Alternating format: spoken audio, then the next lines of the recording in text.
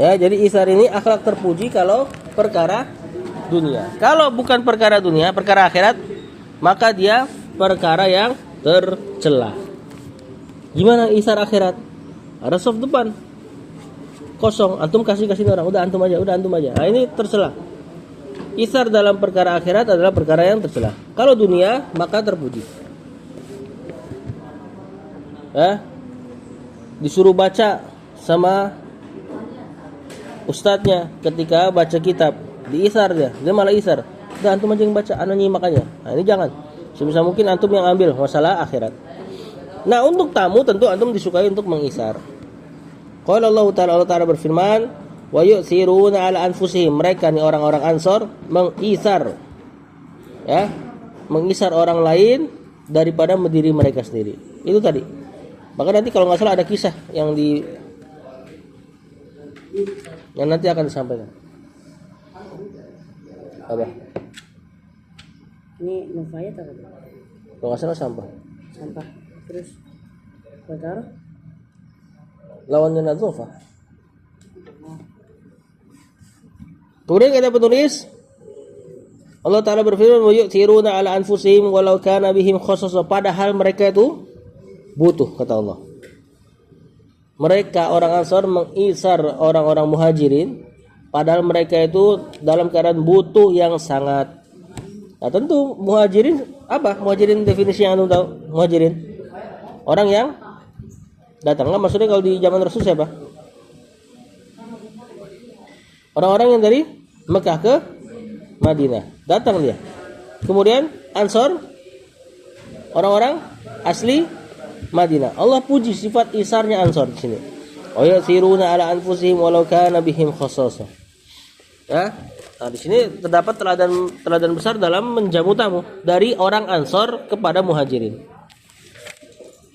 Wa man yuqa syuha nafsihi, barang siapa yang dijaga oleh Allah dari pelit jiwanya, faulaika humul muflihun, maka itulah orang-orang yang beruntung, kata Allah. Orang Ansar menjaga, Allah kasih taufik untuk melakukan hal yang tidak pelit dalam tanda kutip. Coba kalau nggak salah di sini ada hadisnya nih. Anda mau ceritakan tapi kayaknya udah dicantumkan kisahnya. Salah satu orang Ansar. Fa fi sahihain an Abi Hurairah radhiyallahu anhu qala ata rajulun Rasulullah sallallahu alaihi wasallam. Seseorang mendatangi Rasulullah sallallahu alaihi wasallam, faqala, ini nih. Maka Rasulullah SAW mengatakan, maka laki-laki ini mengatakan, ya Rasulullah, wahai Rasul, asabanil juhdu, telah menimpaku kesusahan, kelaparan. Farsala ila nisa'i, maka Rasulullah SAW mengutus itu orang ke istri-istrinya.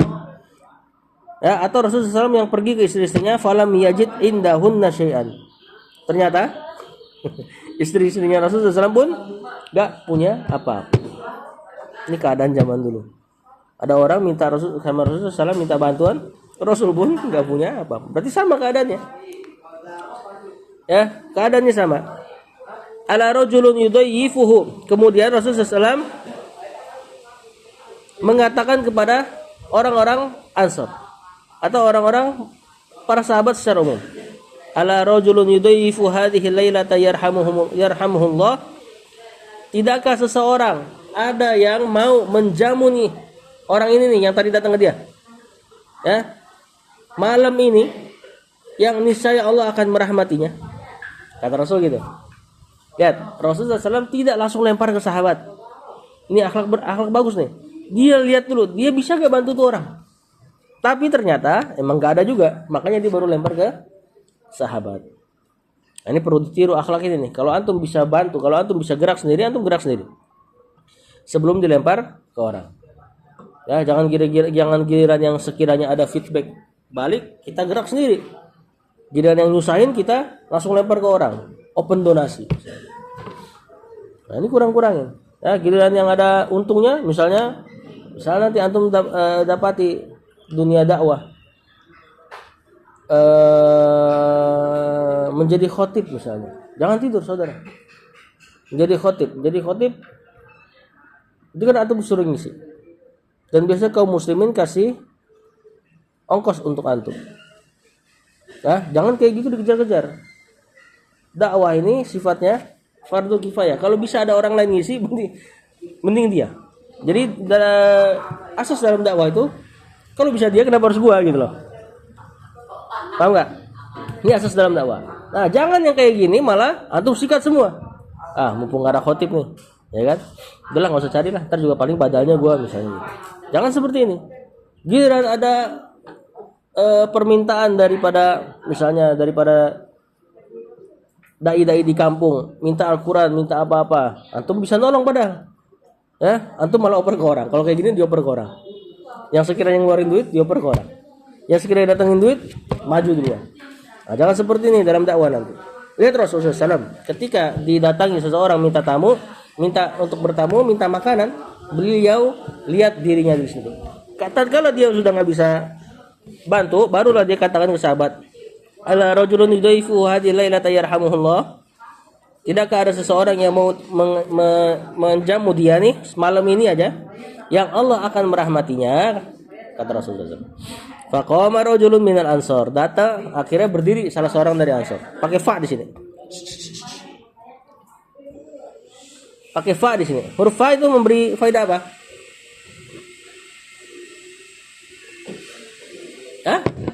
Dalam waktu dekat. Berurut dan waktu dekat. Pas Rasul ngomong gini, faqama rajulun. Berarti enggak pakai nunggu lama. Langsung berdiri seseorang minal ansor dari ansor, faqala ana ya Rasulullah. Aku wahai Rasul. Fadhaba ila ahlihi. Kemudian dia pun bawa tuh orang dia pergi ke rumahnya. Faqala limraatihi. Dia ngomong ke istrinya. Daifu Rasulillah. Ini tamunya Rasul nih. La tatakhirihi syai'an. La tadakhirihi syai'an. Maknanya adalah jangan tahan apapun untuk dia. Maksudnya makanan yang ada keluarin dah.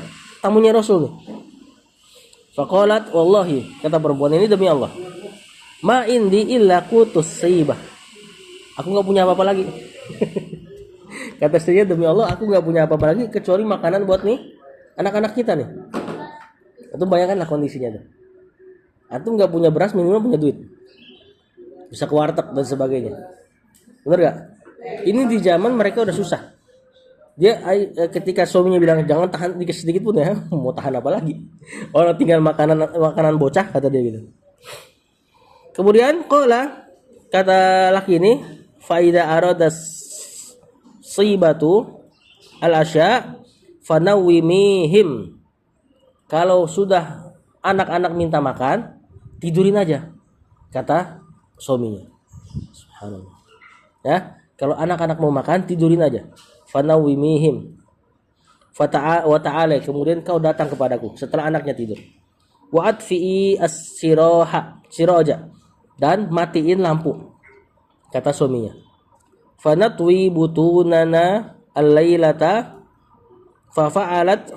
Kemudian fanatwi, kita lipat aja perut kita. Maksudnya adalah kita enggak makan. Fanatwi butunana al-lailata, kita lipat perut kita malam ini. Jadi itu makanan bocah, itu makanan bocah, itulah yang nanti akan disediakan buat tamunya. Bocahnya ditidurin duluan sama maknya, disuruh sama suaminya. Mereka berdua nanti keluar bawa piring kosong. Makanannya dikasih buat tamunya Rasulullah SAW, lampunya dimatiin. Biar si tamunya nggak ngeliat kok makananmu kosong, dia pura-pura makan. Dia pura-pura makan seperti itu. Bahkan dalam riwayat lain, gimana tau gak cara maknya tidurin itu anak? Maknya tidurin itu anak dengan cara ngoseng-ngoseng batu. Biar anaknya nungguin mak gua masak lama banget nih. Padahal yang dioseng batu, biar berisik tuh. Sang-seng. Akhirnya tertidur sendiri. Lihat ini isar nih. Ya, ini sifat isarnya orang Ansor. Dan ini bukan orang Ansor yang mulia nih. Maksudnya bukan orang Ansor yang tingkatnya tinggi lah. Ini kita nggak diketahui siapa namanya.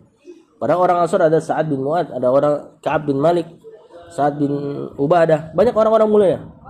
Yang levelnya biasa aja kayak gini modelannya. Ya. Kemudian fafa'alat, kemudian akhirnya si perempuan melakukan hal tersebut, goda, kemudian besok. Kemudian bukan besok nih. Goda di sini maksudnya pergi. ar-rajulu ala Rasulullah SAW. Laki-laki ini kepada Rasulullah SAW.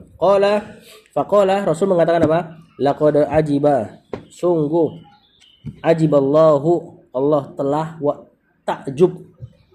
Atau kata perawi au dohika. Sungguh Allah tertawa. Min fulanin wa fulanatin. Allah tertawa terhadap perlakuan nih fulan dan fulana ini, suami istri ini, orang Ansor ini. Allah tertawa. Bagaimana kalau dengar Allah tertawa? Kita tetapkan Allah tertawa sebagaimana itu Allah Rasulullah SAW kabarkan. Cuman tertawanya tentu nggak seperti makhluk, tertawa dengan sifat yang paling sempurna. Sama sebagaimana sifat-sifat lain kan? Allah As-Sami melihat, tetapkan kesempurnaan penglihatan pada dia, nggak sama-sama makhluk. Allah tertawa, tetapkan kesempurnaan tertawa pada dia, nggak sama-sama makhluk. Ya, dan ini nggak usah ditawil-tawil. Oh, tertawa maksudnya memberi pahala, nggak usah. Allah nggak mungkin tertawa nanti kayak manusia. Maknanya di sini memberi pahala. Ini namanya tawil kan? Ini nggak perlu. Kenapa? Karena ada salah satu hadis Rasulullah SAW mengatakan Allah tertawa. Sahabat nanya, adohika Rabbuna? Apakah Rabb kita tertawa? Kata Rasul, na'am. Kalau sudah ada na'am pada pertanyaan, itu berarti nggak ada kemungkinan mana lain. Dalam usul fikih nanti Anda pelajari. Kalau sudah ada na'am pada pertanyaan a atau hal, ya atau belajar dulu kan kalau pakai hal atau a, butuh na'am atau la kan? Kalau sudah ada jawaban na'am, nggak ada makna lain. Berarti maknanya cuma satu, nas, itu namanya nas. Berarti Rasul tetapkan bahwasanya Allah tertawa gara-gara si fulan dan fulana. Lihat kelakuannya. Dan tentu tertawa takjub ini. Ya, lihat bagaimana isarnya orang Ansor. Fa anzalallah, maka Allah turunkan ayat yang tadi. Wa yu'thiruna ala anfusihim walau kana bihim khasasa. Ayat yang tadi kita baca di awal itu turun buat orang Ansor ini. Ah, inilah kurang lebih. Siap amalkan enggak? Kayaknya kita udah gak punya kesempatan buat ngamalin. Duit kita banyak.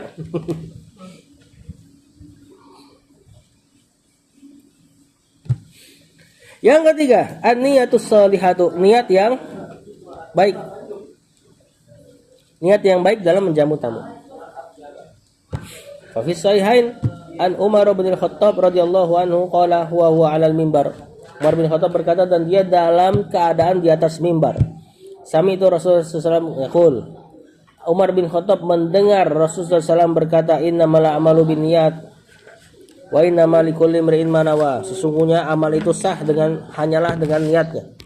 Dan sesungguhnya tiada lain setiap orang dibalas dengan apa yang ia niatkan. Faman kana hijratuhu ila Allahi wa rasulih. Barang siapa yang hijrahnya kepada Allah dan Rasulnya, fa hijratuhu ila Allahi wa rasulih. Maka hijrahnya mendapatkan Allah dan Rasulnya. Barang siapa yang niatnya baik, Allah kasih persis.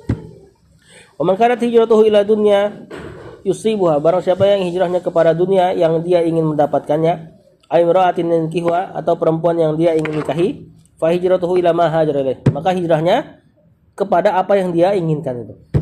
Enggak disebut lagi dunia sama imra'atin yankihuhanya. Beda seperti Allah dan Rasulnya disebutkan 2 kali. Ya, ini dalam rangka merendahkan perkara dunia, enggak usah banyak-banyak disebut. Nah, di sini kenapa sih pakai hadis ini? Padahal ini hadis paling umum kan? Hadis niat ini masuk ke seluruh bab harusnya. Masuk ke bab wudu, masuk ke bab sholat, masuk ke bab birrul walidain, masuk ke bab ini bertamu, masuk ke bab bergaul.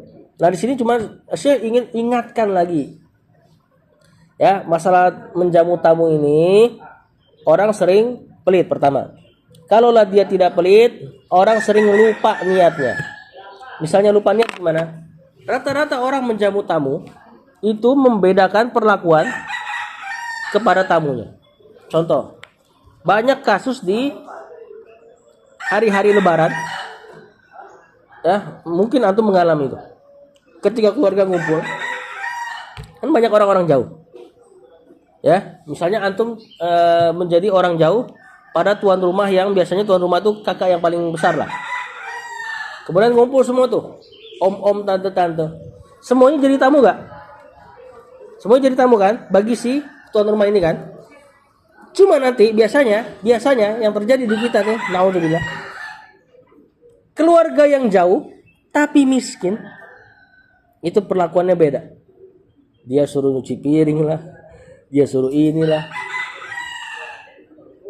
Nah, ini terjadi nih di kita nih. Entah antum mengalami apa enggak? Ya, jadi om-om tante yang misalnya dia datang dari jauh tapi miskin kan harusnya dia sama dengan jatah abang-abangnya yang mungkin kaya. Karena sama-sama datang dari jauh berarti sama-sama tamu. Ya kan?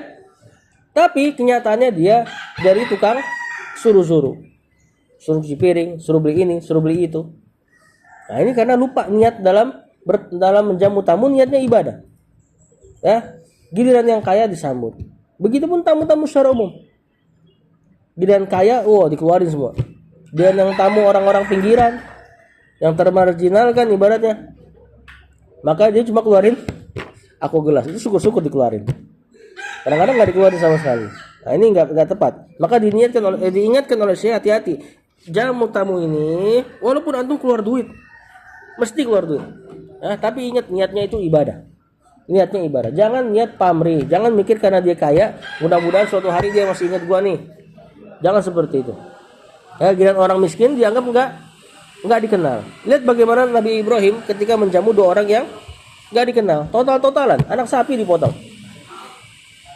Ya, anak sapi dipotong. Anak sapi dipotong buat dua orang dalam riwayat atau beberapa orang yang dia enggak kenal sama sekali. Datangnya malam-malam. Antum coba aja kalau antum kedatangan orang jam 2, jam 3. Ya, dibukain pintu masih syukur antum. Kan pasti antum lebih milih udahlah enggak usah di ini. Dia datang jam 2, jam 3, pas dibuka enggak kenal juga. Dibuka enggak kenal, disuruh masuk potongin sapi. Nah, ini sifat yang luar biasa dalam menjamu tamu. Karena dia tahu ini kewajiban yang Allah wajibkan, berarti nanti pahalanya balik ke kita.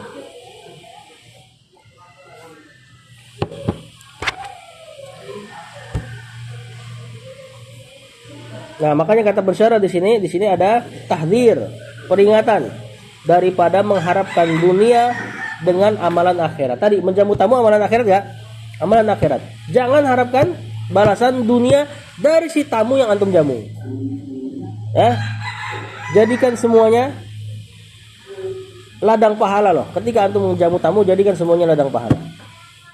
Yang gembel kayak datang, yang Pak RT datang, samakan perlakuan. Samakan di sini maksudnya totalkan semuanya.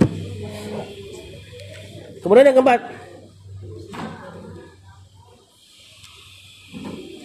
husnul istiqbalit dhaifi, memperbagus dalam istiqbal menyambut dhaifi tamu. Memperbagus di sini maksudnya perangai kayak apa kayak semuanya. Hadis yang dibawain Rawat Tirmidzi wa qala Hasan Gharib an Abi Dzar, dari Abu Dzar radhiyallahu anhu qala Rasulullah sallallahu, Rasul bersabda,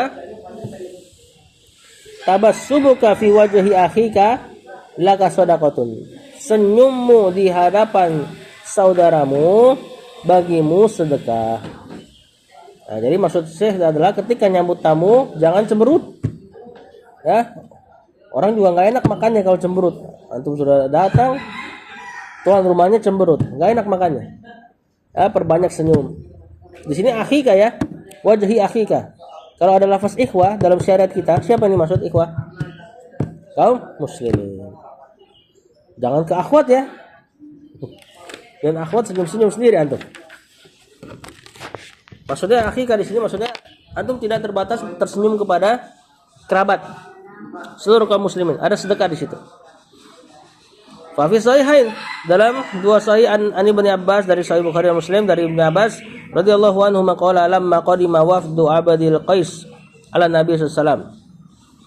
Tatkala datang utusannya Abdul Qais kepada Nabi sallallahu alaihi wasallam, qala, Rasul bersabda, marhaban bil wafdil ladzina ja'u ghaira khazaya wala nadama. Kata Rasul sallallahu alaihi wasallam, lihat disambut sama Rasul sallallahu alaihi wasallam.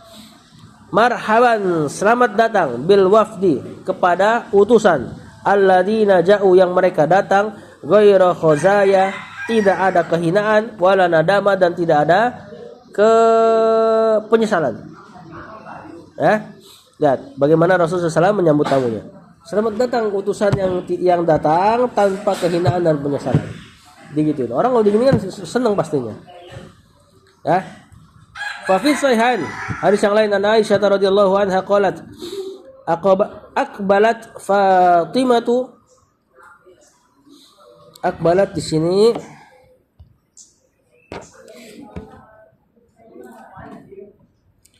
Fatimah datang.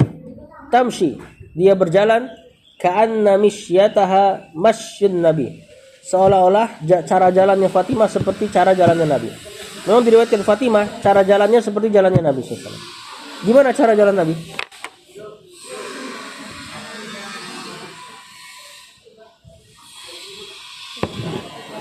Hah? Apa? Ya, jalannya cepat seperti orang turun dari gunung. Diriwayatkan sahabat tuh kalau mau jalan sama dia, ya sahabat jogging. Nabi jalan. Nah, Fatimah kurang lebih begitu. Begitupun perawakannya, gaya jalannya. Faqala Nabi SAW, marhaban bi benati. Ya, selamat datang anak perempuanku. Nah, biasanya bapak sama anak kan nggak terlalu gini-gini. Itu bayangkan, perhatikan. Bapak sama anak biasanya kan dingin ya. Apalagi model kayak Fatimah sama Rasulullah SAW. Tinggalnya di mana? Dekat rumahnya. Ya kan? Orang kalau dekat rumahnya biasanya kalau datang ya, lo lagi, gimana gitu. Lihat Rasulullah SAW masih bisa ucapkan marhaban bimanat. Selamat datang wahai, atau selamat datang ucapkan kepada anakku. Nah ini kalau kita ucapkan juga canggung, anak dengar apaan sih pak, gimana gitu. Ya subhanallah, ini akhlak yang perlu banget ditiru. Jadi antara Fatimah dengan utusan tadi, utusannya Abdul Qais sama perlakuannya. Fafis sahihain. Dalam Bukhari Muslim, qalat Ummu Hani, berkata Ummu Hani kalau enggak salah masih saudaranya Ali bin Abi Thalib. Oh iya, bintu Abi Thalib. Namanya Hindun. Dia saudara kandungnya Ali.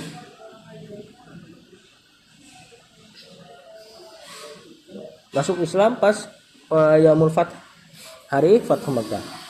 Berkata Ummu Hani, ji'tu ala Nabi SAW. Aku datang ke Rasulullah SAW. Faqala, kata Rasulullah SAW, marhaban bi hummi Ani. Sama. Selamat datang untuk Ummu Hani. Ya, lihat perlakuan beliau sallallahu alaihi wasallam.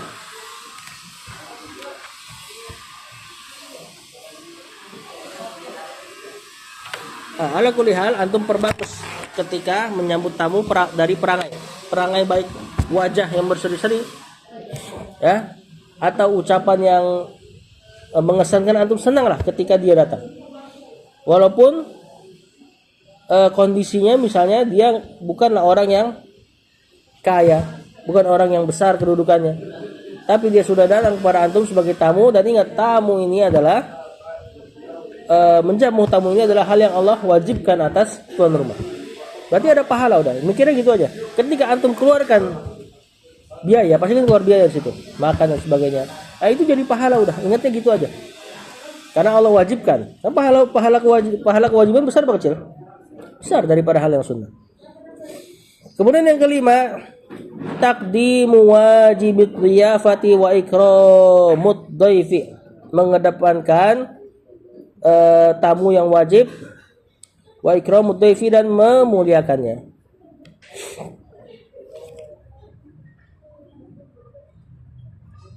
Allah Ta'ala berfirman, hal ataka haditsu dhaifi Ibrahim.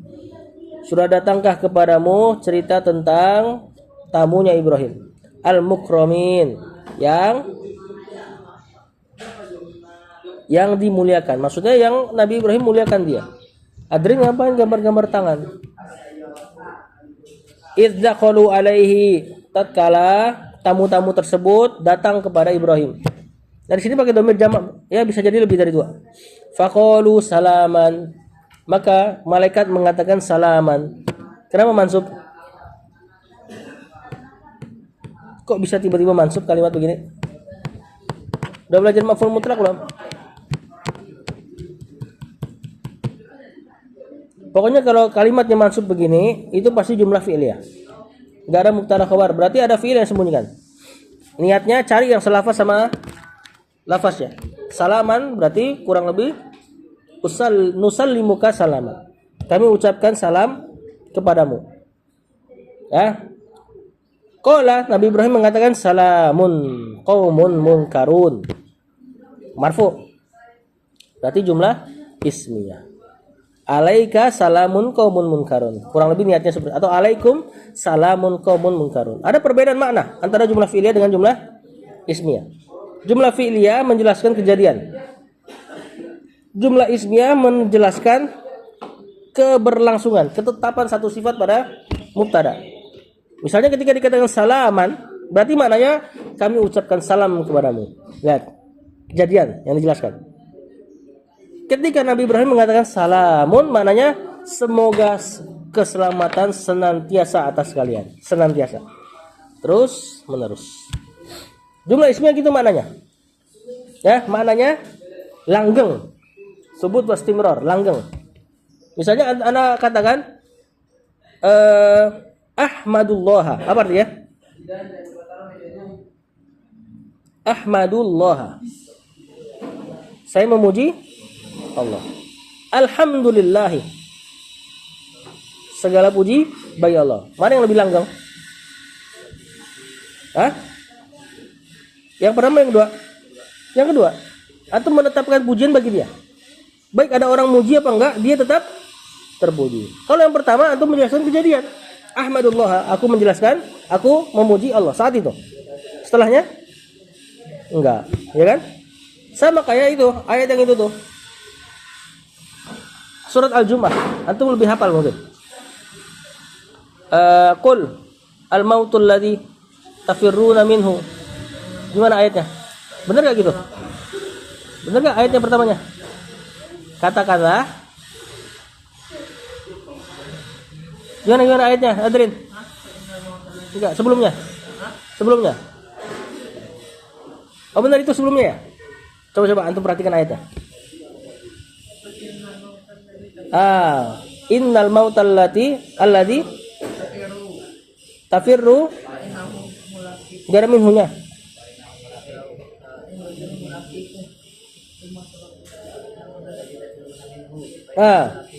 Lihat. Katakanlah kematian yang tafirruna minhu. Atau tafirru apa tafirruna? Jama. Yang kalian itu tafirruna minhu, lari darinya. Pakai fi'il apa pakai isim?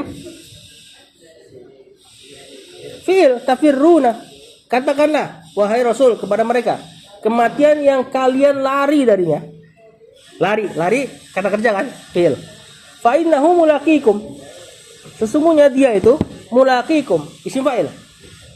Enggak, Allah katakan yulaqikum. Sesungguhnya dia itu sesuatu yang menuju kalian. Kalian lari dari kematian pakai fi'il. Ya, perbuatan lari dari kematian kan pakai fi'il. Antum kadang-kadang lari, kadang-kadang enggak. Bener enggak? Ada kadang-kadang orang yang keinget sama mati, dia ingat akhirnya pola hidup sehat. Dia ingat sama mati, akhirnya dia olahraga. Dia ingat sama mati, akhirnya dia jalan nggak di tengah jalan, jalannya sebelah kiri. Dia ingat sama mati, dia nggak terobos lampu merah. Lihat kejadian-kejadian. Tapi mati apa? Mulaqikum. Lagi OTW ke kalian. Nggak berhenti OTW-nya. Ya kan gak ada kematiannya berhenti dulu, kasih dulu waktu sebulan. Nggak ada. Dia lagi OTW kan tuh. Ya tuh sifatnya isim sama fiil beda. Isim langgeng, fiil kejadian. Gambar terus. Jangan gambar, banyak faedah-faedah bahasa ini justru jadi penarik perhatian bagi santri. Nah, terus apa faedahnya? Kenapa Nabi Ibrahim pakai jumlah ismiyah? Malaikat pakai jumlah fi'liyah. Itu yang anak mau tanya. Mana yang lebih bagus salamnya? Malaikat. Malaikat pakai jumlah fi'liyah.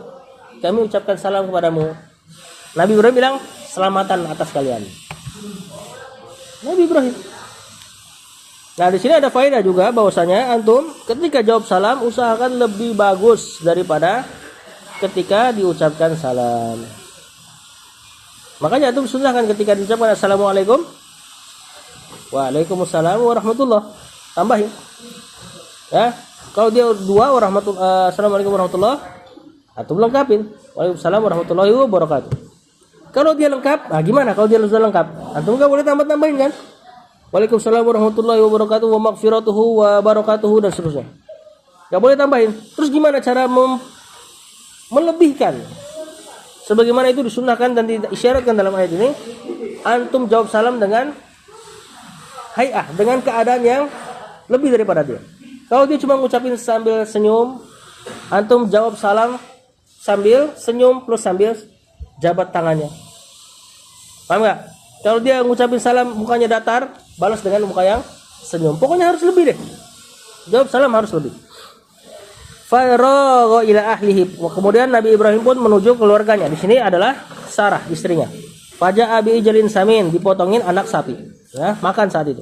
Faqarrabahu ilaihim, dideketin tuh makanan ke malaikat-malaikat tersebut.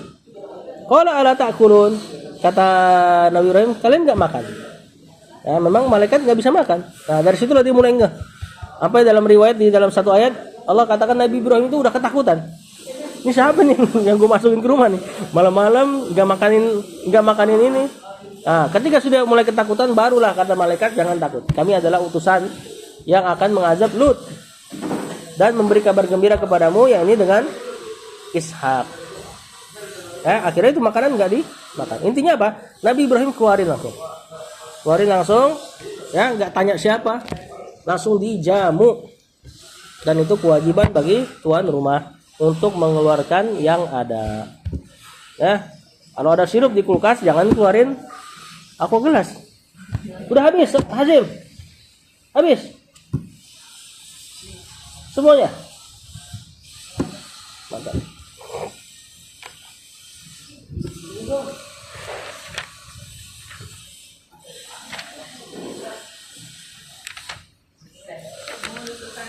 Ntar ya. Setelahnya kita lanjut lagi pekan depan insyaallah. Sallallahu alaihi wa sallam Muhammad wa ala alihi wasallam.